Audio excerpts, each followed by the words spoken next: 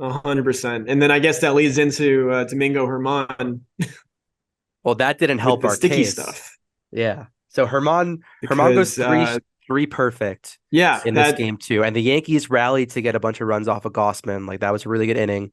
Gossman looked really good, so the Yankees go up 3-0, and then Domingo against the same umpiring crew that I'm hot now, but I'm really hot with Domingo. I'm gonna rip on Domingo for a go bit off. Yeah.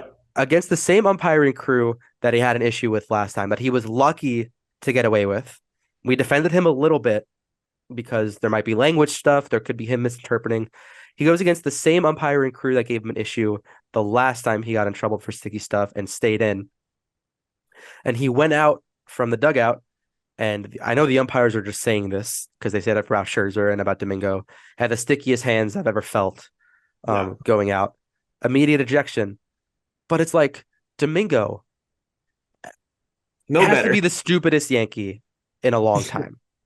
Hmm. Like it's one with Domingo. I've been hot on Domingo a bunch of times, not for his on field play. I think he honestly is doing pretty well this year. Domingo abuses his wife at a Yankees event in front of teammates. Yep. Later that year, whines about how he's like sad and be like, "Oh, I'm gonna fucking retire from baseball. Oh, poor you. You're suspended for abusing your wife." Then he comes back to the team, gets a chance because of all these injuries to be like a locked in starter. Domingo is the third option to go off the rotation from injuries. And over the offseason, we would have said that he's gone, right? Hmm. Locked in gets this chance, is using substances that, if you look at the metrics, have no impact on his velocity or spin rate. So there's no measurable performance improvement other than his own comfort.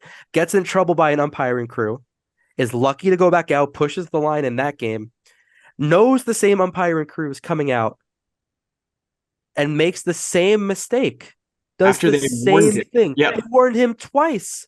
Hmm. They warned him twice. And they know, he's going to check after the third. How many times can Domingo fuck up, be given other opportunities, and screw the Yankees over by doing something immeasurably stupid? The first thing that he did was immeasurably cruel, and it was stupid because he was the damn best pitcher for the Yankees. Not that that mattered at all in the domestic violence case, but he Yeah. fucked over the Yankees by getting suspended and being a crucial pitcher in September and being a crucial pitcher for the 2019 playoff run. We lost him. That would have made a huge difference in 2019. Now we're really shallow on starting pitching. He gets suspended for 10 games, and now it's going to cost another reliever an option or a job at the bottom end of, of the relieving because we lose a roster spot with him being out, but we can't use him. So Sevy has to come in and take those starts. That's okay. But a teammate of yours, a teammate that probably already fucking hates you because you're not a good guy, is going to lose out because of that. It's at everyone else's expense. It's like immeasurably selfish. I know a lot of people have been like, whatever with Herman. I I don't know. It seems like a pattern of behavior that is just like stupid no with no gain for anybody. Not Well, even for him. Like yeah, that's what he hasn't frustrates shown me. any like growth and maturity since Yeah. everything went down in 2019, and that's the biggest issue there. He's been given countless opportunities with the Yankees to reestablish himself and get back in good graces with everyone, and he just fails to do it consistently.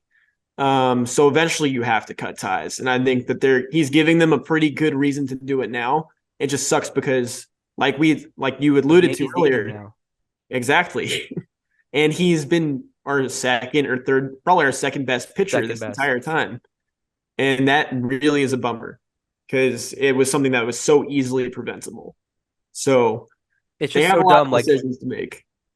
Boone and Judge were even to the point that they delved a little bit into the petty shit that happened with the Blue Jays in this game too, and they talked about it.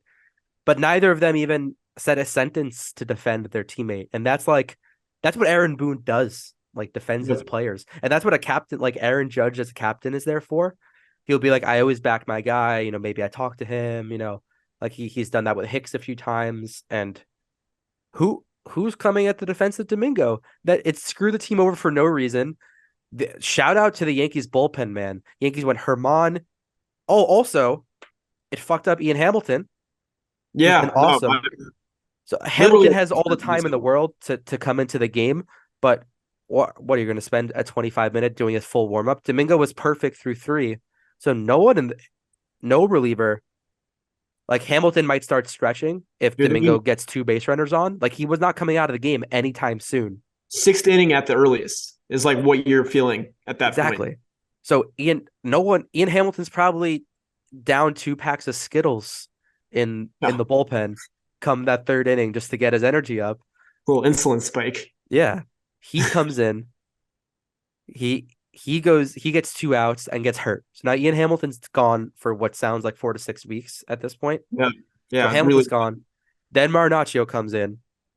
Marinaccio gives up three. He doesn't look great, but he's throwing early in the game. Marinaccio was in the fourth inning. Mm-hmm. But then you're relying on 2.1 from shutdown from Ryan Weber, Clay Holmes, and Wandy to get this game. And I mean, we haven't even gotten to it, but awesome performance from the bullpen, but it used everybody. And then Aaron Judge, your captain, comes and bails you out because he hits a huge 2-run shut up homer in the top of the eighth. He was like, "You think I was cheating yesterday? Don't gotta. I'm just gonna break your leaf in center field." And then IKF finds a power stroke in right field, and that's how the Yankees win 6-3.